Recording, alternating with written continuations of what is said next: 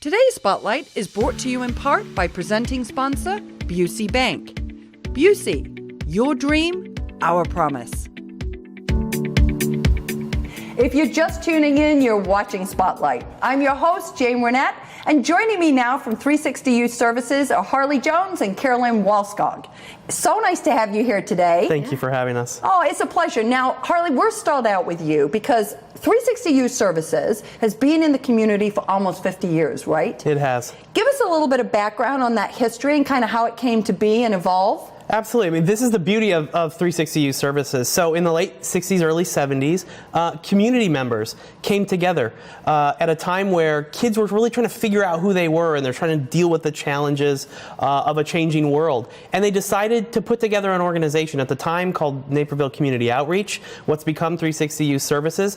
And they decided to build an organization that was completely focused on the youth of this community. And the beauty of it is they didn't always know exactly what challenges that the youth were going to face or that kids were going to face, but they created an organization that could change and evolve with the needs of kids in the future. That's wonderful. I mean, and I think, with that whole 360, you're really going around, right? It is. It's about being there for a kid in every part of their life and wrapping the resources of just really great people and really great providers around them, no matter what challenges they're facing. Yeah. Carolyn, talk a little bit about the programs and services, because you have a lot of kind of marquee services that you offer to the youth of the community. Give us a little bit of background and information about them. Yeah, I think sometimes we're like the best kept secret. People know us for one different thing, but we do a lot. So we do substance abuse prevention education or substance use prevention education to young people in districts 203 and 204 in 6th through 12th grade.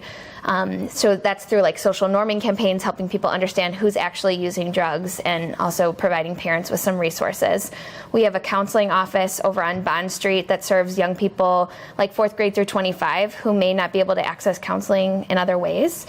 And then where I work is in our housing department. So we have a group home for folks who identify as male for a DCFS group home, and we have transitional housing programs for youth experiencing homelessness. And so that's a thing that a lot of people don't realize, that homelessness exists in Naperville, and that we have programs to support young people. And she's really right with that best kept secret part. There are a lot of programs that she mentioned, and just another one that I'll add is Operation Snowball. For the greater part of 25 years, Operation Snowball has lived at 360 Youth Services, and this is a program where high schoolers can kind of come together, focused on creating healthy relationships, kind of helping figure out who they are as they grow up. And that's just one of those things that's always been related to us, but many people don't know is that 360. Yeah, I think that's true. I know my daughters went through that and had a fabulous weekend, and I'm not sure at that point in time that I did know that it was 360 Youth Services. Right. So we fixed that problem now. So that's good. Harley, 50 years, that's half a century, that's a long time. You talked a little bit about evolving to meet the changing needs of youth. Yeah.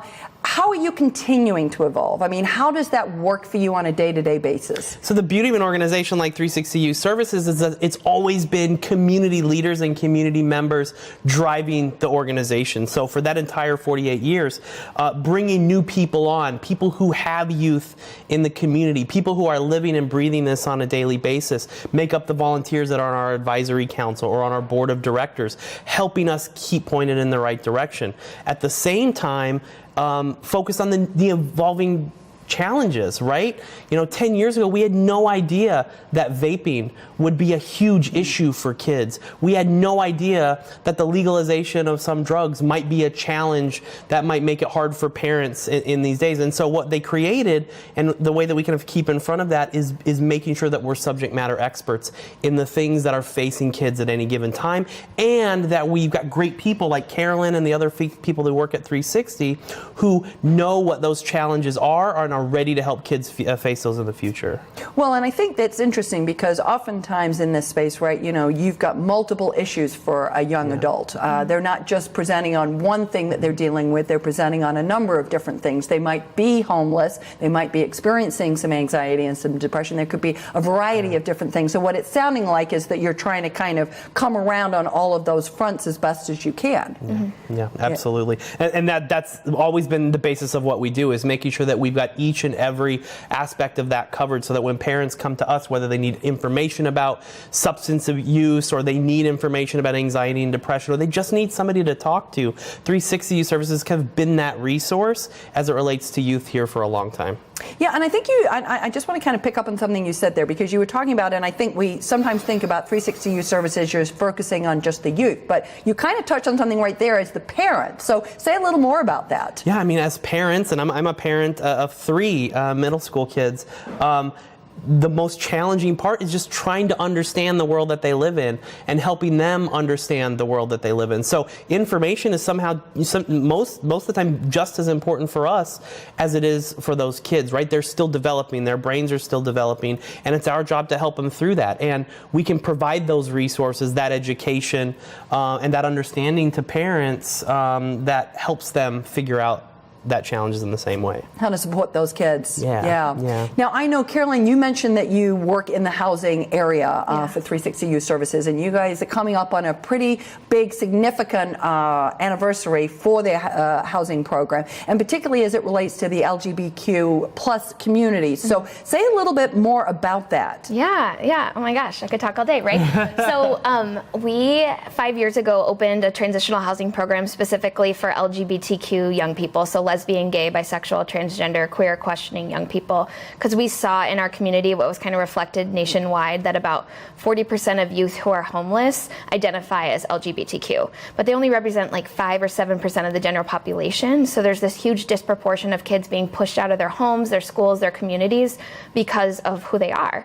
And so we now have served over 52 young people in that program, which is just like so thrilling to be able to provide a space that is not just like, I tolerate who you are, but I celebrate who you are, and I want to make sure that this community embraces you, so that not only are you working on getting out of homelessness, but you can walk out of the doors like with pride and feel like, I am a member of this community. My community wants me here. That's wonderful. That's and 50. That's the milestone. Yeah. That's awesome. Yeah. That's so terrific. 5 years, over 50 young people. Yeah, that's amazing. And I think you're so right in that connecting of pieces right there. You're supporting in a variety of different ways. Yeah. So we've been able to not only work with our young people within the walls of our organization, but also work with like Linden Oaks and the Naperville Police Department and all these other folks to look at their policies and practices to make sure that they're welcoming for the LGBT community, and kind of have paved the way for others to be able to like have these conversations that are often difficult, like parents not knowing the language around what their young people are talking about.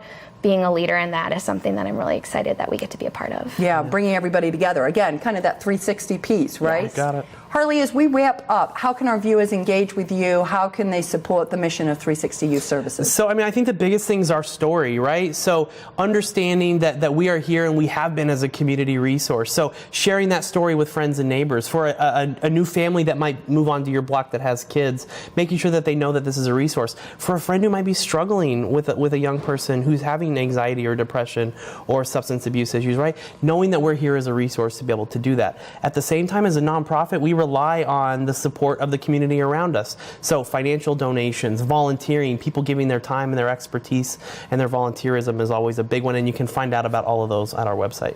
Wonderful. Yeah. Well, listen, hey, thank you so much for giving us a 360 look at 360. We really appreciate it. We know you've got a lot of good work that you got to do ahead, and also opportunities to stop and celebrate some of the milestones that you've reached. So thank you for stopping by. If you would like to learn more about how you can support the mission of 360 Youth Services, please go and visit their website. We're going to take a quick break, but stay tuned. We're coming right back with more Spotlight.